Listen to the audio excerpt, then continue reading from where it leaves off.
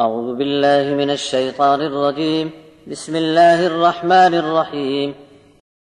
يا أيها الذين آمنوا اتقوا الله وابتغوا إليه الوسيلة وجاهدوا في سبيله لعلكم تفلحون.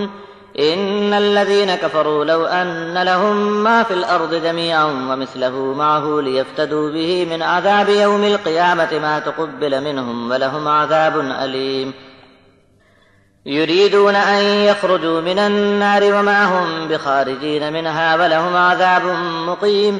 والسارق والسارقة فاقطعوا أيديهما جزاء بما كسبا نكالا من الله والله عزيز حكيم. فمن تاب من بعد ظلمه وأصلح فإن الله يتوب عليه إن الله غفور رحيم. ألم تعلم أن الله له ملك السماوات والأرض يعذب من يشاء ويغفر لمن يشاء والله على كل شيء قدير. يا أيها الرسول لا يحزنك الذين يسارعون في الكفر من الذين قالوا آمنا بأفواههم ولم تؤمن قلوبهم ومن الذين هادوا سماعون للكذب سماعون لقوم آخرين لم يأتوك يحرفون الكلم من بعض مواضعه يقولون إن أوتيتم هذا فخذوه وإن لم تؤتوه فاحذروه ومن يرد الله فتنته فلن تملك له من الله شيئا. أولئك الذين لم يرد الله أن يطهر قلوبهم لهم في الدنيا خزي ولهم في الآخرة عذاب عظيم. سماعون للكذب أكالون للسحت فإن جاءوك فاحكم بينهم أو أعرض عنهم وإن تعرض عنهم فلن يضروك شيئا وإن حكمت فاحكم بينهم بالقسط إن الله يحب المقسطين. وكيف يحكمونك وعندهم التوراة فيها حكم الله ثم يتولون من بعد ذلك وما أولئك بالمؤمنين. اے ایمان والو، اللہ سے ڈرتے رہو اور اس کی طرف وسیلہ تلاش کرو اور اس کے راستے میں جہاد کرو تاکہ تم کامیاب ہو سکو۔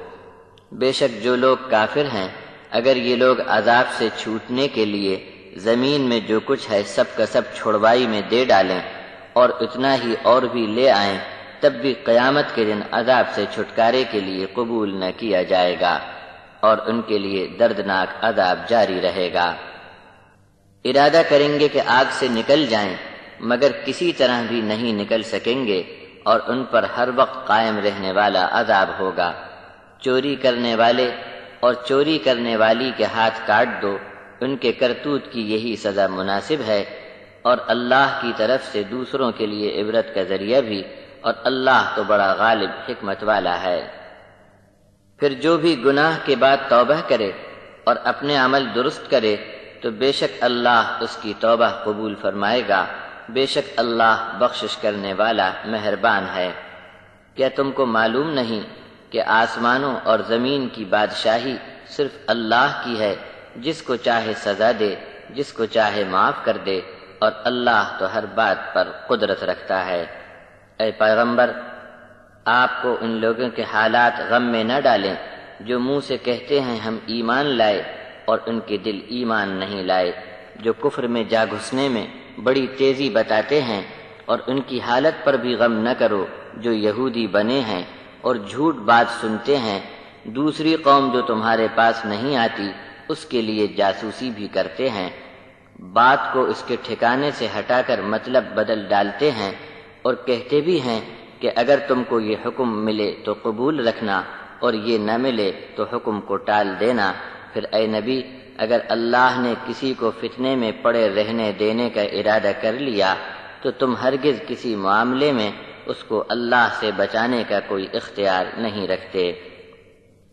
ان لوگوں کے دلوں کو دغا بازی سے پاک رکھنے کا اب اللہ کا ارادہ نہیں، ان کے لیے دنیا میں بھی ذلت ہے اور آخرت میں تو ان کے لیے بڑا زبردست عذاب ہے۔ بات سننے کو بیٹھتے ہیں کہ جھوٹی خبر پھیلا سکیں، حرام کا مال خوب ڈٹ کر کھاتے ہیں، اگر آپ کے پاس آتے ہیں تو چاہے فیصلہ کر دو چاہے انہیں نظر انداز کر دو، تب بھی آپ کا کچھ بگاڑ نہیں سکتے، اور اگر ان کے بیچ آپ فیصلہ کریں تو انصاف سے فیصلہ کریں، بے شک انصاف کرنے والوں سے اللہ محبت کرتا ہے۔ اور آپ کے پاس اپنے جھگڑے کا فیصلہ کیسے لا سکتے ہیں جبکہ ان کے پاس توریت میں اللہ کا حکم موجود ہے، پھر اس کے بعد بھی یہ حکم ماننے سے کتراتے ہیں اور اصل میں یہ لوگ ایمان والے نہیں۔